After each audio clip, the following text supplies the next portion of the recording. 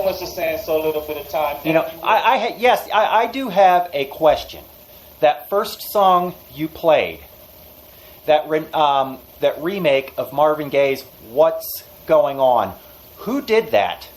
I love it. It's done by an artist from Jamaica named Warrior King.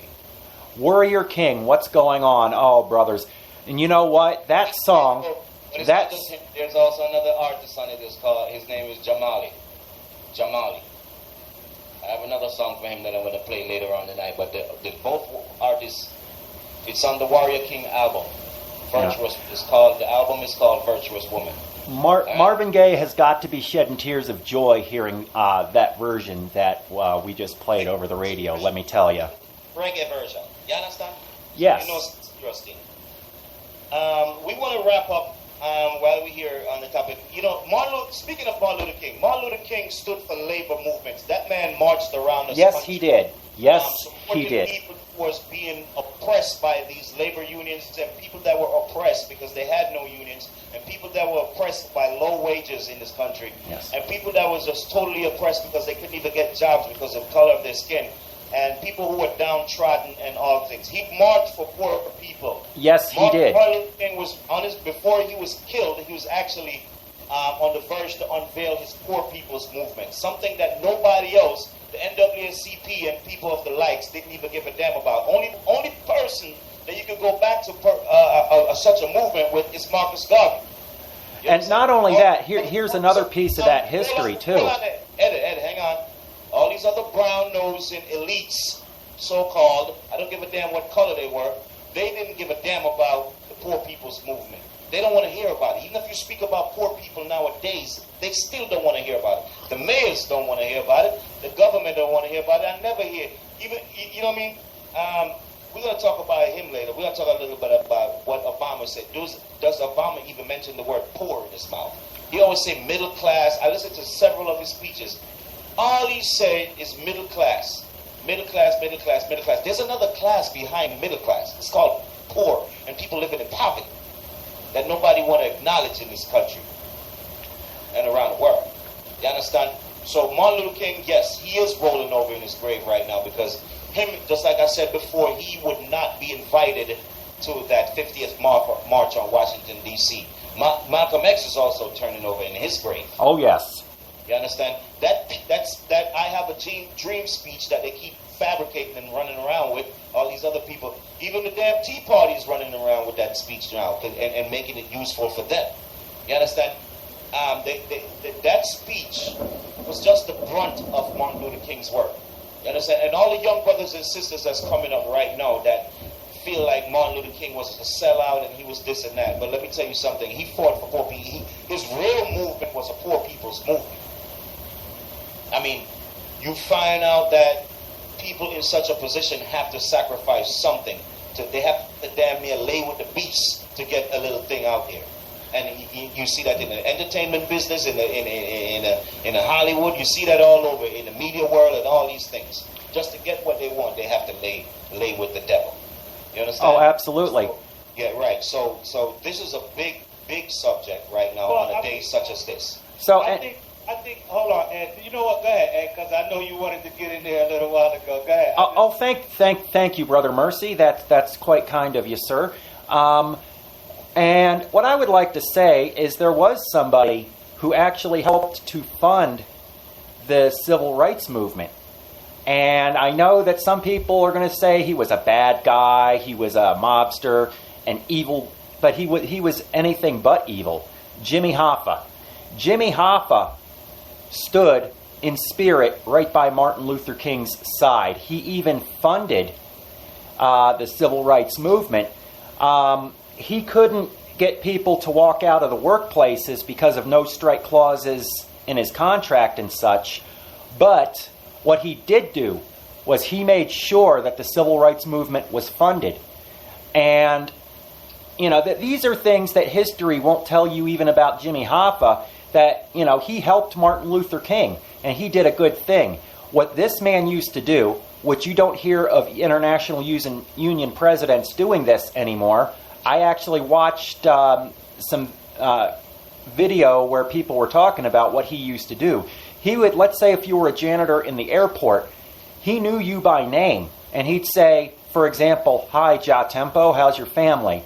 He would pull out $100 bills out of his pocket, put them in your hand, and say, "Here, get you and your family something nice." Why? Because he knew that it was the working people that put him where he was. It wasn't the mafia. It wasn't the corporations. It wasn't even the Teamsters Union governing bodies. It was the working man. And Martin Luther King was also marching for the working man. When the so-called right-to-work laws were passed in the southern states, it was because when Martin Luther King started up, there were white and black workers willing to unionize together. And southern corporations felt threatened by that. So they passed these so-called right-to-work laws, which basically weakened the power of collective bargaining. And Right. oh yeah, And you know what? After Martin Luther King died, after that great speech was made, a year later, Lyndon Johnson passed the law to desegregate and also to impose this thing they call affirmative action, which that says that you have to have, for you to get federal funding or anything like that, you have to have a person, African American, a person of color on your workforce. Now we see today they want to stomp all over that. oh absolutely. A lot of Republicans running around want to stomp all over affirmative action. Let me tell you something. Yes, and Republicans still alive and well, and they will stomp all over it if people don't get to acting and get to mobilizing and be aware before they are affected, because you will not get a job in that facility. And it's just that simple. If it wasn't for these, we've encountered a nation of very ungrateful people on the white side, on the black side, on many other sides. Then you got other people coming into the country that don't give a damn about either one of them. that's So right. they don't know who laid down and died and fought and was bitten by dogs and these things in the streets, beaten with billy clubs upside their heads. You understand? To establish these things. And it makes me sick to my stomach to see these people running around acting like they don't give a damn about Rosa Parks and Lil Wayne and folks like that, disrespecting the family of Emmett Till and things like that. You know what I mean? People who died and fought, say you can sag your damn pants on stage with all the tattoos all over your body. You know what I mean? It's disgusting what's going on. Oh, absolutely. And when you listen to some of these people now, these people like Alex Jones, who will sit there and they're taking our liberty and you better wake up because you're all a bunch of idiots. You know what? And I've sat there and listened to these, and they're saying it's a threat to our liberties. But what I'm listening to is they're, I hate to say it, brother, I will take responsibility if I'm found to be wrong. This is coming from Ed Billings. I think those people are racist as hell. Of course they're racist. I mean, they come across like they're trying to do it for everybody. But guess what? They believe in the mighty race business, the supreme race business. That's what they about. You know what I mean? And you know what, brother? What would happen? What the civil rights movement also gave light to, not just for the labor movement, it gave light to giving people the right to think that they could get out there and protest in the most mightyful way that they want. You see all these anti-war protesters, and they benefited from those gatherings and things like that.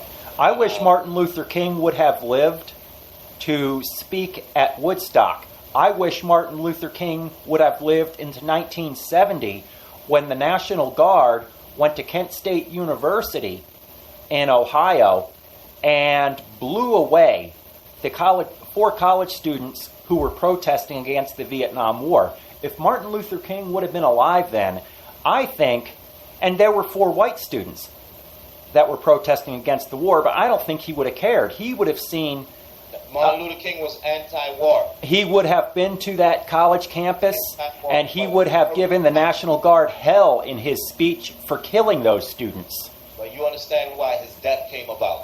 His death came. Because they didn't want, because I believe his death came about because there were people within our government who saw him as a threat. Let me ask y'all a question. How do you guys feel about the Martin Luther King, not the speech, but this whole thing where Martin Luther King was honored for this award? You mean the monument they built for him down there? Not the monument. Like not the monument. Are you talking about the Nobel Peace Prize? Peace Prize. But he was also awarded. He was also awarded by. You know what I'm saying? I don't want to try to sound the name out, but I'm gonna give exactly the name of the award that he had won. How do you? But let's even talk about the Nobel Peace Prize. How do you feel about Martin Luther King winning the Nobel Peace Prize? Well deserved. Let me get there, Ed. I feel Martin Luther King deserved it. He deserved it. He was a man that believed, and he walked his people into a path that was the only path for them to walk. Because if they would have resorted the other way, you know what would have happened to them. If they would have resorted with the violence, you know what would have happened. It would have been a situation like what happened in the streets of South Africa. Obama now, on the flip side, being awarded the Nobel Peace Prize is ridiculous to me. Right. And Obama is not a man of peace. I was going there with that too. He want peace, but he have established himself to show that, listen, if you don't comply, force will be used. So you can't. That's not peace. The thing is, what I want to kind of stress out of the whole thing is that they give these people these positions. You know what I'm saying? And then they put them and they give them outlets to look better. Like Martin Luther King, like a lot of people, they say he was a puppet. They say he worked for this person. He did that. He did this. He did not. But you got to understand when there's things like him being awarded these awards that he don't really deserve, or even like in the situation with Obama. Obama was given the Nobel Peace Prize just because. They had to give it to somebody. I got a problem. Listen. A lot of people, it's not just me, a lot of people felt that was the wrong move. It was a bad move, but it comes back to the point where I try to show you how this country continuously shows signs of weakness. And then what happens is we all, as a nation, we fall victim to these type of things because now we got this person on a pedestal and having everybody with false beliefs. You understand what I'm saying? So, I mean, just in contrary to all of that, like Bush Sr., I appreciate the speech and everything, the letter to the people, but Nelson Mandela is not dead, all right? Nelson Mandela, even some of the Africans over there in South Africa, you know who you are, you listen to the program, blasting on the BBM and on Facebook and on websites that Nelson Mandela passed away. Yes, Nelson Mandela has been in the hospital since June, but he has been taken home. Still in a crucial state, you know what I'm saying? But I think the family wants him to be in a more settled place if he decides to perish at 95 years old. I mean, wow, that's a long time to live. Exactly. The man has lived his life, this racist one. You know what I mean? He's always going to be a symbol of freedom fighters and people that stood up for justice around this world. So Nelson Mandela, when they locked him away for them 27 years in prison, you know, and people all continue to sing songs about him and revel in his greatness, and he inspires so much people. Oh yes. I mean, he was even an inspiration to me. His legacy, it will never die. Will never die. So it doesn't matter if he meets his demise at the age of 95 right now. It really doesn't matter. So these people running around. Just do your research. Yeah. Before they start the blasting and all these Before things. you just go out and just repeat what somebody else say, do your research. And I mean, that goes for everybody.